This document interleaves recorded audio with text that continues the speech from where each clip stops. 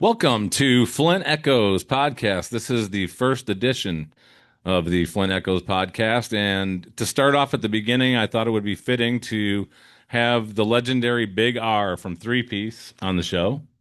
Hello, Lefty. How you doing today? Good. It's good to reunite with you anytime we can. Well, Always. thanks for having me. I'm just honored to be here, and I think we're going to talk about some music, talk about the early years. Absolutely. And we figured if we're going to start off with the early years, we're going to talk about the first album. It's kind of hard there with the lighting, but the first album, ThreePeace, Empire Empire of the of the Sun.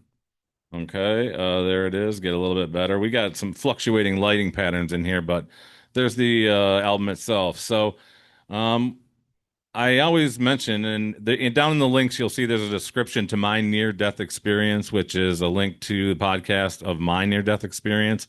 And I kind of laid out how music was a huge healing force, and that included this man right here, Big R. So I kind of wanted to talk about our near-death experiences and how that connected to our mission, which we really got started on kind of just by a healing experience. We had no plan to do that. It just kind of turned into its own machine. Yes, it kind of started that day that Don and I drove over.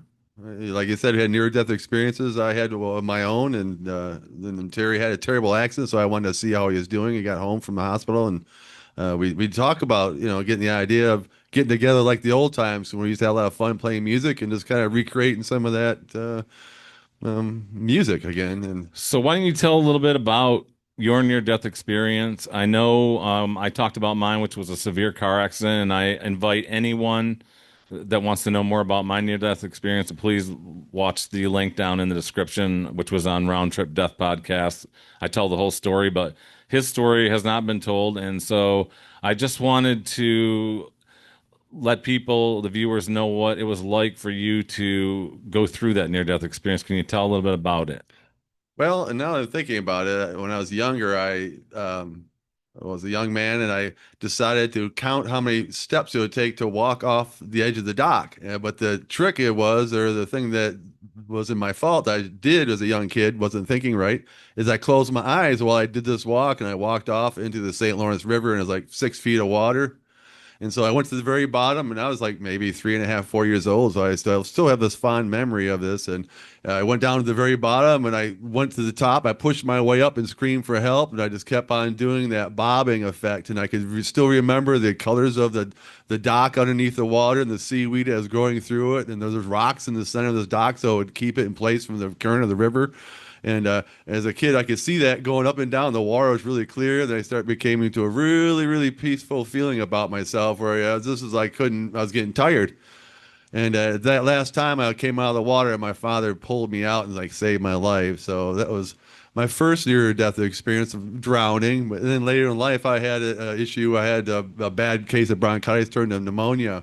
Yeah, tell us a little bit about that one. And that I was taking a couple different types of medications at that time, beknownst to me, they would cause a reaction and paralyze the lung if they're used too close together. And one was a dry, I don't want to say the name of the product actually, but you breathe it in. There's a dust that came into your lungs. There's a steroid type thing to open it up. Mhm. And then I did a puffer right after that because I was going trying to sleep. And I laid down and I was having a hard time breathing. And so that combination causes a paralysis in your lungs. And I couldn't, I still told my wife, call the ambulances. I'm in trouble. Right now, I don't want to be like Mr. Know-It-All, but I think you're talking about albuterol sulfate for the rescue inhaler and probably a steroid inhaler for the other one, Yeah, correct. which I just happen to know that because I have asthma. It doesn't, like, I was, okay, I could say it probably rhymes with Faxol or Oh, there you go. Maxol or Right. Maxol. Well, we have a song that kind of rhymes with that too, but we'll get to that down the road. But anyway, so tell how okay, so you guys got together and Donna and you yourself came over and visited me at where I was recovering. Yeah, we were in town and decided we was like we should go by and just say hello to Terry. We knew you had a terrible accident, wanted to check on you. Yep, and you at the time were just getting over your back was broken. You were in a turtle shell like Yes, contraption. I was. I What was. was that cause? What was that? Well, a good friend of mine who was, wasn't thinking right, did, what he thought would be a stunt, but ended up turning out to where I broke my back on And so I had to go through a fusion, and so that was a long year recovery for that. At the time, I was wearing a turtle shell to protect the fusion, so you don't cause Right. any other further damage to it. But So when you came and visited me, we were both really messed up. yeah, So we both agreed that we needed to get back to jamming because we jammed in high school in a band, and it had been like 20 years, I would say, roughly to the time we were apart there. oh yeah, definitely 20 years, Yeah, probably exactly to the T. As yeah, right. exactly. In fact, So I was just thinking about that. Now you brought this subject up. That my Fender guitar that I have, my beautiful guitar, has scars on the back of it from my turtle shell when we started to play, just to kind of go through our healing process. And the music's such a powerful thing for that alone. It's a great healer of spirit and mind and body. So I recommend children and anyone of age pick up a guitar or a drum, learn today, or just absolutely. do what you can. So we both agreed at that time. I was messed up and I certainly couldn't do anything. I think it was July. We kind of were talking today. By the way, we listened to the first song, Empire of the Sun, so we've already experienced it. But we're going to play it for you after this interview. But just so you know, we have listened to it. But so we made a decision on my back porch that we were going to go up to Empire. That's where my parents have a cottage. And it overlooks Lake Michigan, beautiful. And we were like, let's just go up there and play some music. We had no expectations. No, everything we did was really done on the spot. We wrote the music and the lyrics in that day, and some, or maybe one day, then did the following music in 2 days. But it was all the whole album, or was done basically in 4 days. We count two Yeah, two weekends. weekends. Yeah. So we basically recorded up there, like Randy said, on two separate weekends, and I think you were calling me. You guys were calling me a slave driver.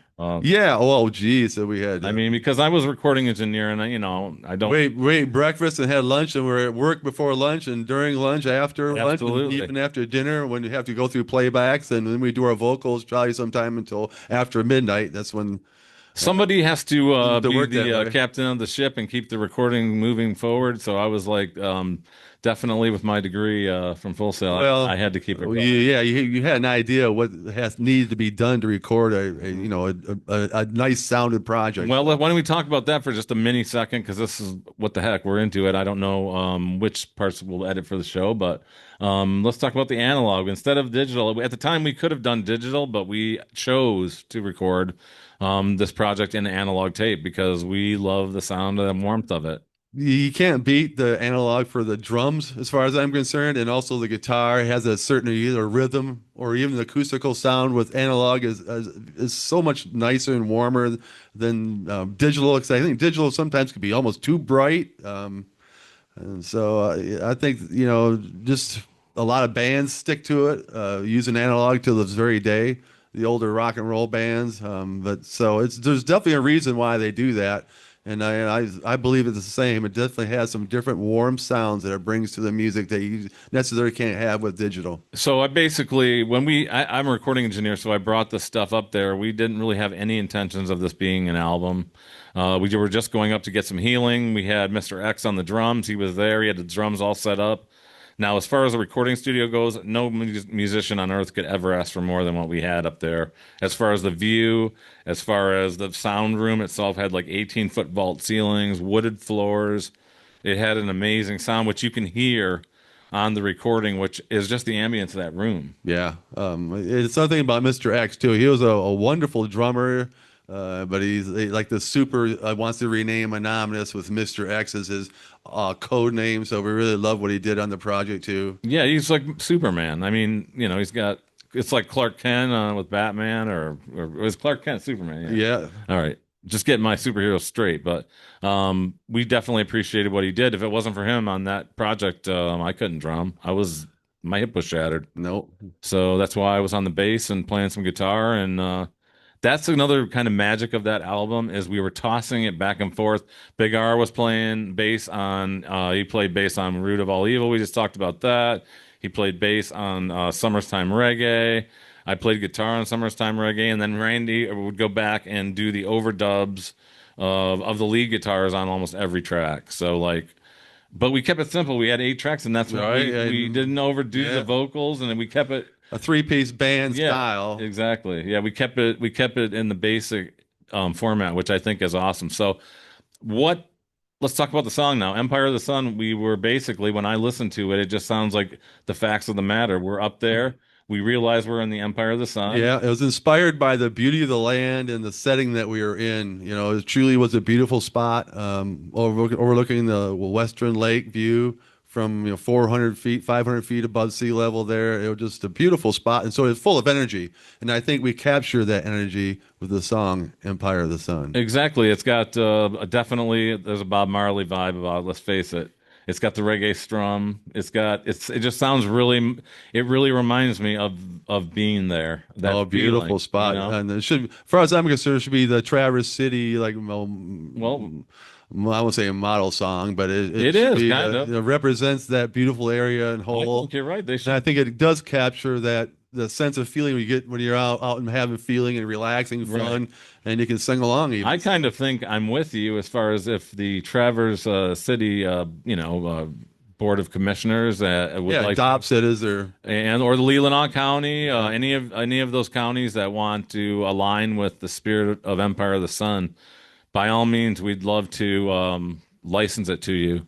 Yep, make a better world. Absolutely. Teamwork makes the dream work. And Michigan made, that's the most important thing. Absolutely. You know that's right. So you got started now. Let's talk a little bit about the song. I wrote a verse, you wrote a verse, and Mr. X wrote a verse. Yeah, it's true. We all took turns, and I think we did it twice, maybe, to create this song, which it gives us this balance, I guess, three different opinions or perspectives, Right. and just the beauty of a place we were at. Some people see it differently, so that's why you'll hear different languages and not different languages. I'm sorry, but Yes, it was. you can hear it, listen to it, and it's well balanced.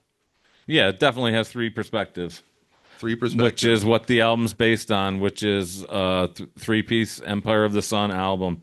So we've already checked it out. So we're gonna be this. I might as well announce this right now. We've already decided together that we're going to do a three-piece podcast specifically for our albums, and it's going to be called Messengers of Thyatira podcast, three-piece Messengers of Thyatira podcast, and we're going to go through and do every song on every album. Yeah, looking forward to that. And, And lots of good stuff to talk we're about. going to get a banner up here that's going to say featuring Lefty and Big R.